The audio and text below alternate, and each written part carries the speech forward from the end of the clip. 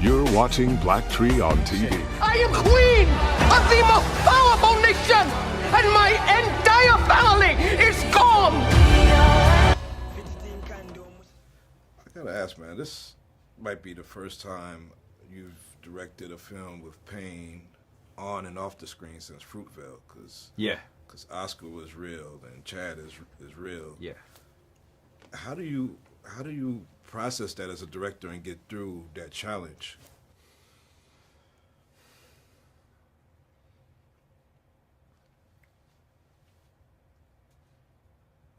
Be honest with you, bro, I don't know. That's an interesting parallel you make. It's very different. Very different.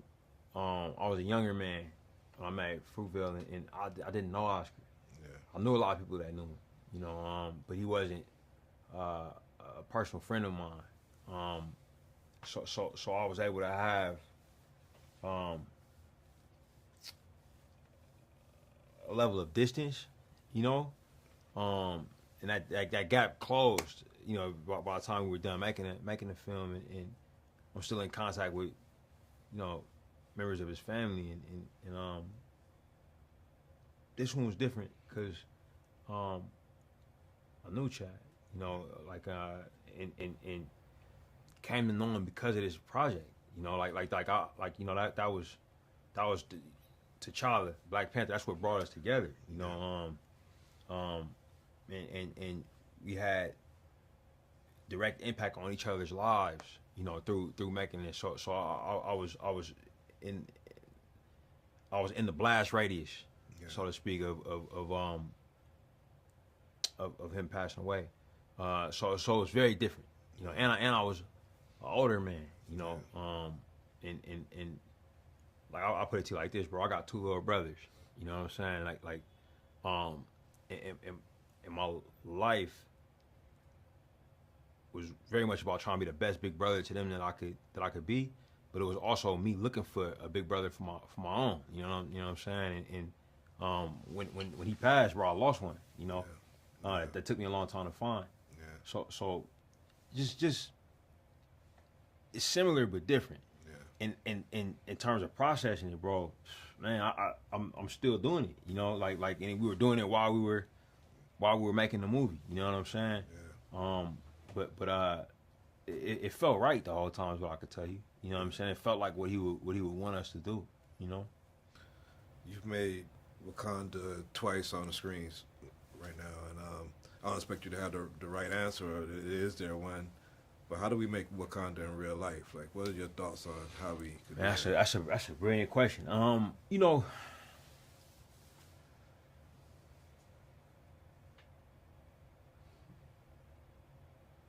My buddy sent me some images from Howard Homecoming, right? Yeah. And I didn't go to Howard. I've never been to Howard Homecoming, but the videos was like gave me the same, gave me the vibe. When I go home, I feel it. When I'm in Oakland or Richmond or I was in Lagos recording music, working with the artists out there. I felt it there. It's there. You know what I mean? Like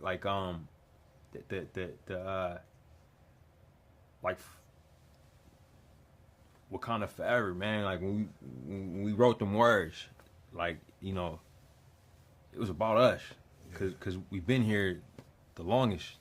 And I think we're gonna be here till it's over. You know what I'm saying? Like that resilience, through whatever life, society throws at us. You know what I'm saying? We still here. You know what I'm saying? I think that's what it is. The specifics of a place that escaped colonization and has like a particular mineral and all of those things, man. It's direct parallels, you know what I'm saying? Like it's we gotta figure out controlling our resources, you know what I'm saying? Both physical and metaphysical, you know what I'm saying? Creative resources, mental, all that's the confidence, all those things. But I'm confident that we will at some point, you know what I'm saying? Yeah. If that makes sense. I feel like we're kindred spirits, man. I know you pitched Eddie on Coming to America. I pitched Eddie on Coming to Africa, like a script like that. And I hear that we both interested in making Mansa Musa. Yeah. Have you started putting Man, any work to that? you know what's crazy about that is that like the Mansa Musa thing with Mike B. I think Mike just mentioned that like in an interview, and people like ran with it and said we was working, but we haven't had any direct talks about anything like that to clear that up. Like I remember reading that a while back, like oh damn, but yeah, Mike just mentioned like a lot of stories that hadn't been explored yet, and he was in an interview on his own. Yeah. But yeah, that's dope. You trying to make one? I got pages, bro. Oh, that's big. Pages. Yeah. I don't have none of that. Like that's what I'm like you know. Yeah. That's what's up. Cause he's the pilgrimage to yeah. I love that. I love that. Yeah, I love it. See what you got. Stop! Right there! Who are you? And how did you get in here? This place is amazing. The air is pristine. And the water.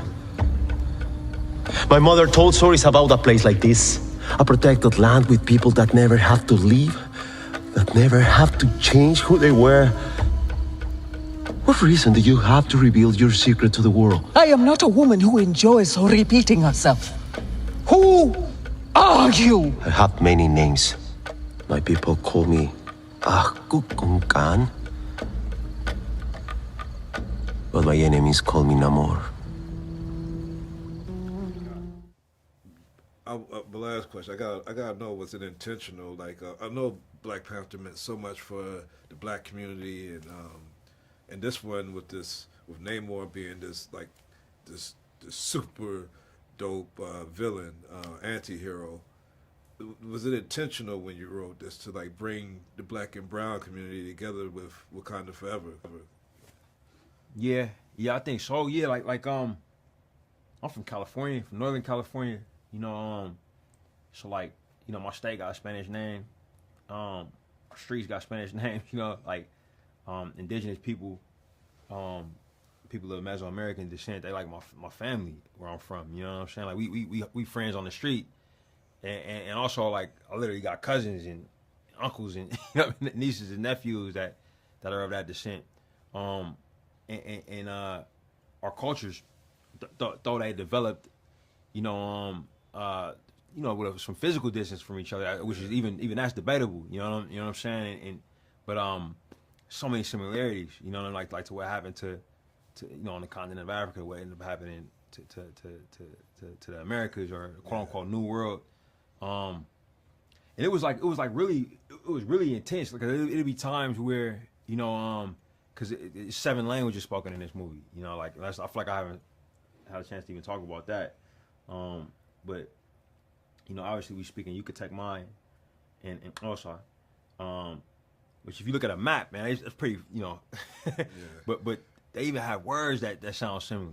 Like if you listen to those languages, like if you really study them, it's like similar sounds, and it'd be times where like words would be stated and it'll sound the same. So it's a lot of ways that the cultures rhyme, but there also are some distinct differences, like both between the culture of Talakhanil and Wakanda and our cultures in real life. But yeah, like the idea of juxtaposing them and